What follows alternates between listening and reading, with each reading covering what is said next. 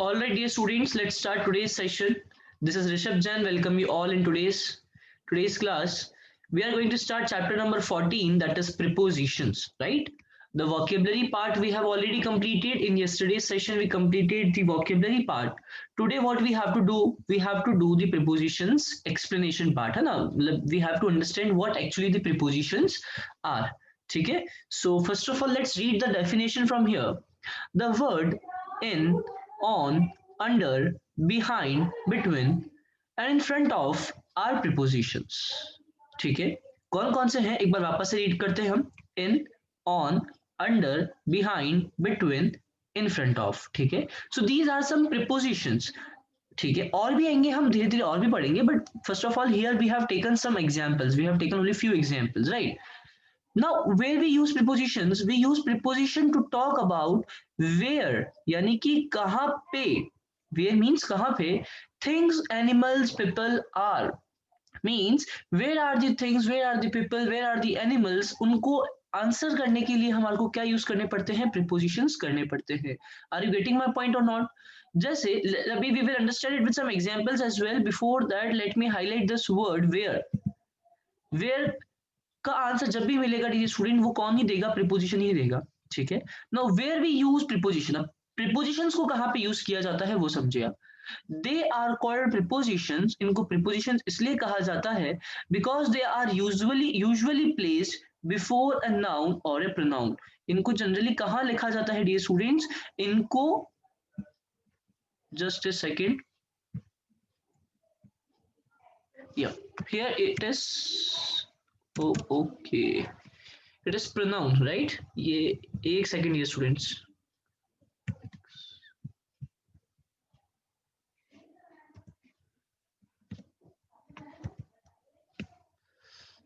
चलिए इसको ऐसे समझ लीजिए, एक सेकेंड.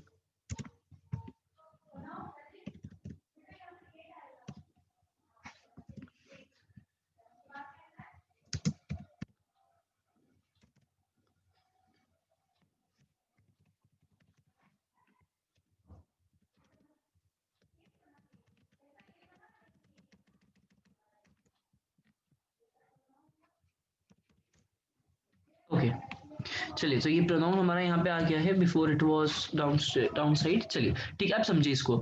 जैसे यहाँ पे क्वेश्चन, ये गर्ल जो है ये क्या क्वेश्चन आस्क कर रही है डियर स्टूडेंट्स? ये गर्ल आस्क कर रही है question, where is your mother. Girl ने क्या पूछा इस बॉय से? Where is your mother. तो मदर एक पीपल है कि नहीं? एक पर्सन है. और वेयर कहाँ पे है वो?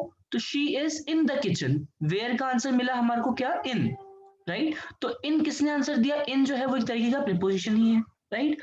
Now next question she asked, where is your pet.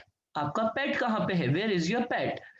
He is under the table. जो पेट है वो टेबल के अंडर बैठा हुआ है. देखो टेबल के नीचे एक पपी बैठा हुआ है, right? So where is your pet? He is under the table. Table के नीचे है.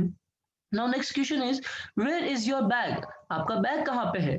तो it is on the table. जो मेरा बैग है वो टेबल के ऊपर है, यानी कि ऑन द टेबल है. So what basically we are trying to understand here dear student is that whenever we use prepositions, right, or prepositions are used to answer the question where. यानी कि हम preposition को कब use करते हैं? जब हमारे को किसी where वाले क्वेश्चन का आंसर करना होता है. Where is your mother, where is your pet, where is your bag. ठीक है, इस तरीके से भी आंसर करना होगा तो हमारे को क्या यूज करने पड़ेंगे? प्रीपोजिशंस को यूज करना पड़ेगा, राइट? आई होप की चीज समझ में आ गई होगी प्रीपोजिशंस कैसे कहाँ पे यूज होते हैं. चलिए अब वन बाय वन हम लोग क्या करने वाले हैं, हम वन बाय वन काफी सारे डिफरेंट डिफरेंट प्रीपोजिशंस के एग्जांपल्स और डिफरेंट डिफरेंट प्रीपोजिशंस को स्टडी करेंगे कि प्रीपोजिशन, कौन से प्रीपोजिशन को कहाँ पे यूज किया जाता है, which preposition is used where. So very first preposition we have is lamp is on the table. The lamp is on the table, right? So यहाँ पे ये लैंप जो है बेटा, ये पूरा इसके फिजिकल कांटेक्ट में आ रहा है कि नहीं आ रहा टेबल के? देखिए ये टेबल के फिजिकल कांटेक्ट में आ रहा है कि नहीं आ रहा? तो whenever things are in physical contact and about to someone, यानी कि जब चीज ये लैंप क्या है फिजिकल कांटेक्ट में भी आ रहा है और उसके ऊपर भी है, तो कौन से प्रीपोजिशन को यूज किया जाता है? ऑन प्रीपोजिशन को यूज किया जाता है.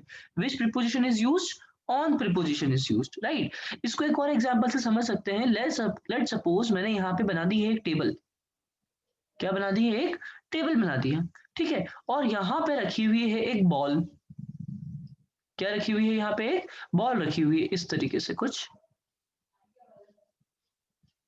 ये यहाँ पे हमने क्या रखी हुई, एक बॉल रखी हुई है, राइट। तो इसके लिए मैं क्या बोलूंगा, the ball is on the table, what I will say the ball is on the table, but just tell me if I have made a clock here, यहाँ पे क्लॉक है, पीछे वॉल थी वहां पे क्लॉक हैंग कर रखी है हमने, और उसमें अभी ये टाइम हो रहा है ना, इस तरीके से क्लॉक बनी हुई है, ठीक है।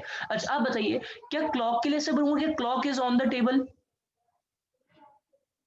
क्या ऐसा बोलेंगे कि clock is on the table, no, we will not say clock is on the table, क्यों, क्योंकि यहाँ पे फिजिकल कांटेक्ट नहीं है, ये चीजें सेपरेट है, ये चीजें अलग अलग हैं, और जब फिजिकल कांटेक्ट नहीं होता तो ऑन का यूज नहीं किया जाता, तो इस वाले केस में ऑन का यूज नहीं किया जाएगा। On the other hand ball वाले केस में ऑन का यूज किया जा सकता है, राइट। आई होप समझ में आ गया। Now you will ask me sir clock के लिए क्या यूज करेंगे, तो that is going to come in today session only, हम जब आगे सेशन बढ़ाएंगे तो सेशन के एंड में आपको पता पड़ेगा कि इस क्लॉक के लिए क्या यूज किया जाता है, ठीक है। Will take another example for that, अभी सिर्फ इतना सा समझना है कि यहाँ पे ऑन नहीं आएगा, ठीक है, ऑन सिर्फ इसके लिए आ सकता है, डन। चलिए, तो ऑन हमारा क्लियर हो चुका है। Next let's move on to the next, क्या है, ओके, इन, चलिए इसको देखिए, the books are in the table, इनका मीनिंग कल मैंने आपको वोकेबलरी में पढ़ाया था। इन मीन्स क्या होता है, इनसाइड, इन मीन्स क्या होता है,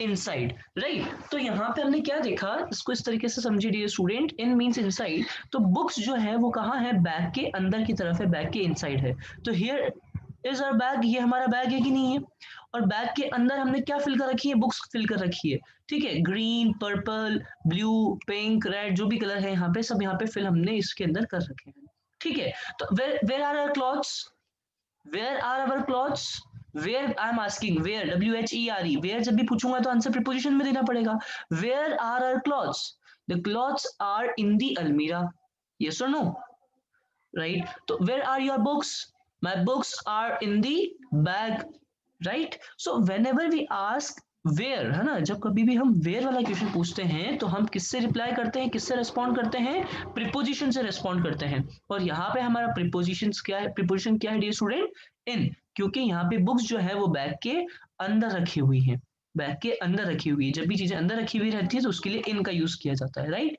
माई pencil sorry, my pencil is in the box, तो पेंसिल कहाँ है, बॉक्स के अंदर है, इनसाइड है, इन है, तो वहां पे इन का यूज हो जाता है, राइट। आप पिक्चर से बहुत इजीली समझ पा रहे होंगे इन चीजों को, ठीक है, बहुत डिफिकल्ट नहीं रहता है पिक्चर से समझने में। चलिए, next word we have is the rabbit is behind the bush. अब रैबिट बहुत क्यूट होते हैं, रैबिट देखिए, बुश का मतलब मीन क्या होता है, ये छोटे छोटे प्लांट जो होते हैं इनको बुश कहा जाता है, जैसे ये प्लांट है, ठीक है, ये एक पौधा, मतलब स्मॉल प्लांट टाइप जो होते हैं, ठीक है, जो गार्डन्स वगैरह में ग्रो कर जाते हैं, गार्डन में या प्लेग्राउंड वगैरह में, ठीक है।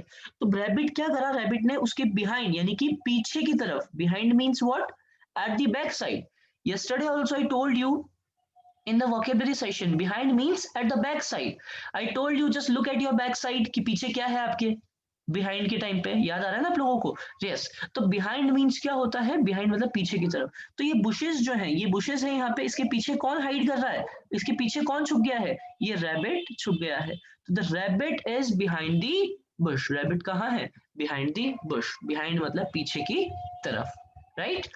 चलिए मूव ऑन करते हैं नेक्स्ट,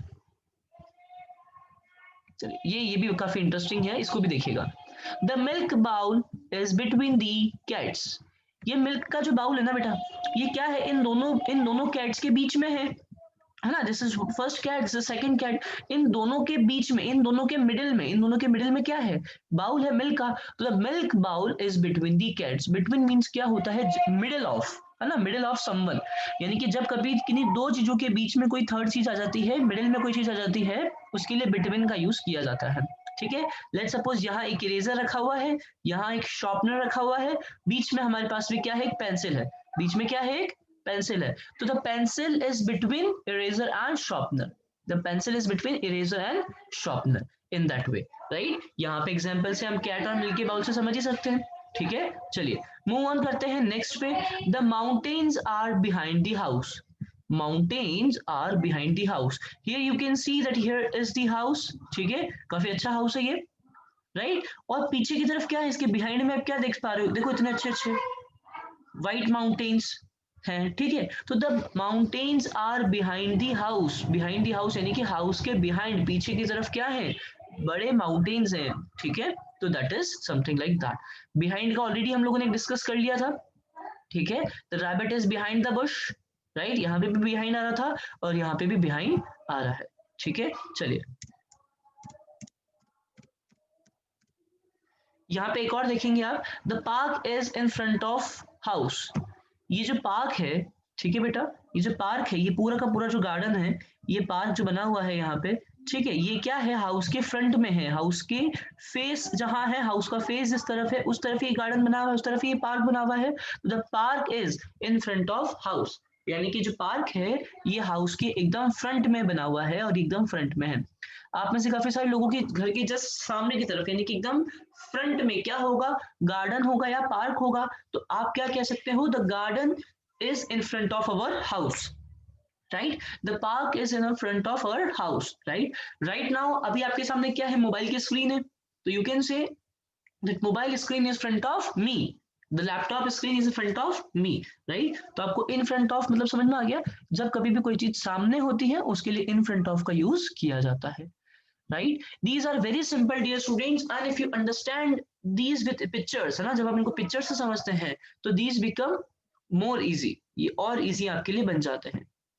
चलिए अब आते हैं हम सब मोर प्रीपोजिशंस पे। ये तो हमने कुछ प्रीपोजिशंस पढ़ लिए, ठीक है, हमने कौन कौन से पढ़े अभी, इन, ऑन, बिहाइंड, ठीक है, और कौन कौन से डिस्कस किए थे हमने, इन फ्रंट ऑफ, बिटवीन, ये सब हम लोगों ने डिस्कस कर लिए हैं। Now we are moving to some more prepositions, यानी कि कुछ और प्रीपोजिशंस हम लोग डिस्कस अभी करने वाले हैं। चलिए स्टार्ट करते हैं।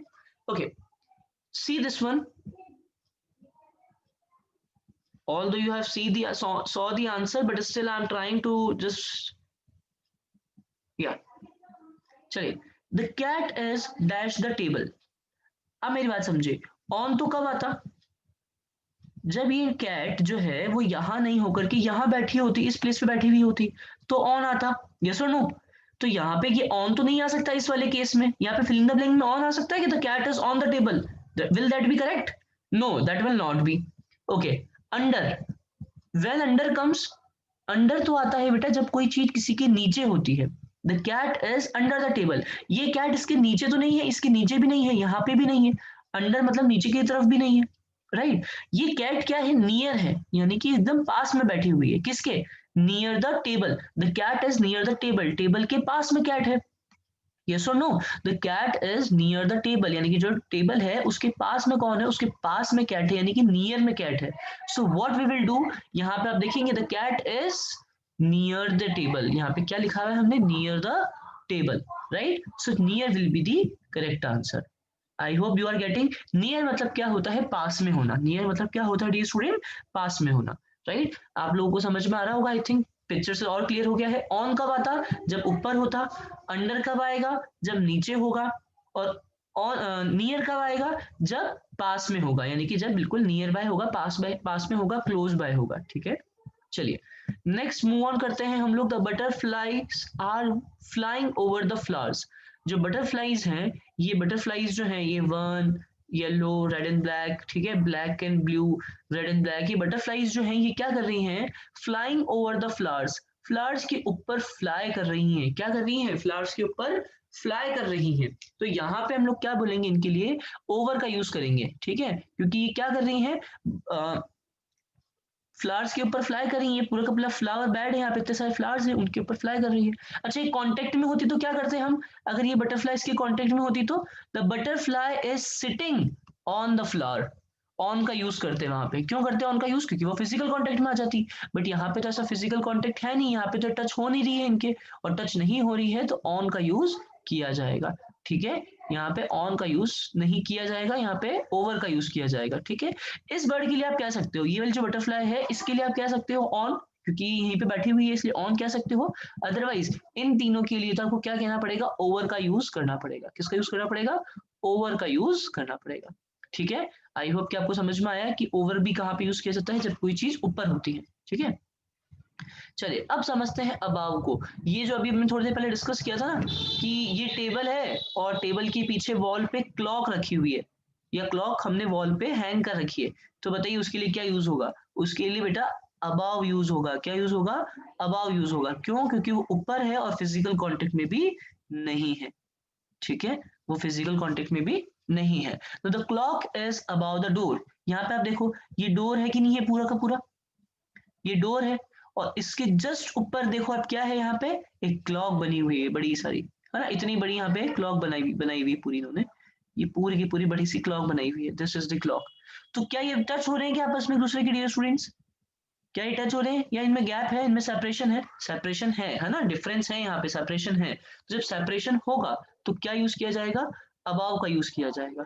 जब सेपरेशन होगा तो किसका यूज किया जाएगा? अबाव का। अच्छा, अगर सिर्फ कांटेक्ट में होती डायरेक्टली तो क्या कर देते? ऑन लगा देते। ठीक है, अगर सीधा फिजिकल कांटेक्ट हो रहा है, टच हो रही है, तो ऑन का यूज कर लेंगे। राइट, चलिए now we have the last one, after that we will end the session. This is the last one and then we will end today's session, right? चलिए, and then we will meet next week। ये last है, इसको समझ लीजिए जल्दी से। बहुत simple है ये वाला भी, आपने कौन सारे जल्दी समझ लिए, इसको भी फटाफट से समझ लीजिए। देखिए क्या होता है, around the children have made a chain around it around the tree. Yesterday also I told you कि जैसे ये हमारा क्या है, ये हमारा हाउस मान लीजिए, ये हमारा क्या है? हाउस मान लीजिए। ठीक है, and here is the door. ये क्या है? हमारे डोर है। तो हमने क्या किया, हमने अराउंड द हाउस, हमारे हाउस के चारों तरफ अराउंड द हाउस हमने क्या लगा दिए? बहुत सारे ट्री प्लांट कर दिए। क्या प्लांट कर दिए डियर स्टूडेंट्स? ट्री प्लांट हमने कर दिए। तो what we will say, we have planted so many trees around our house. Around our house हमने क्या किए? हमने बहुत सारे ट्रीज प्लांट कर दिए। देखिए यहाँ पे हम लोगों ने कर दिए हैं, यहाँ पे देखो हाउस की चारों तरफ हमने क्या कर दिया? सर्कल मार्क कर दिए। So what we have done, we have made so many houses, sorry, so many trees, we have planted so many trees around our house। हमारे हाउस के चारों तरफ हमने क्या लगा दिए? बहुत सारे ट्रीज लगा दिए हैं। ठीक है, अच्छा ये सेंटेंस क्या कह रहा था? Children have made a chain around the tree. यहाँ पे क्या है, इसको इस तरीके से समझिए कि कोई ट्री था,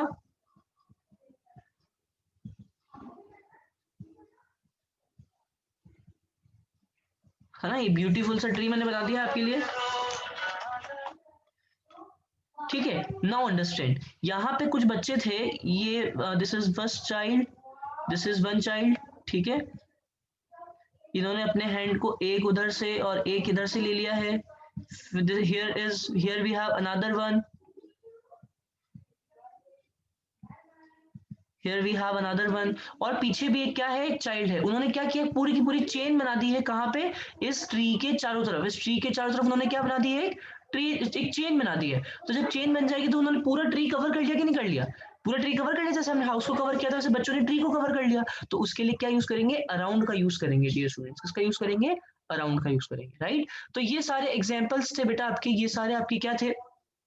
प्रीपोजिशंस थे, जिनको हमने किस एग्जाम्पल से, पिक्चर से और जितना बेस्ट पॉसिबल वे था मैंने उस सबको समझाने की कोशिश करी है।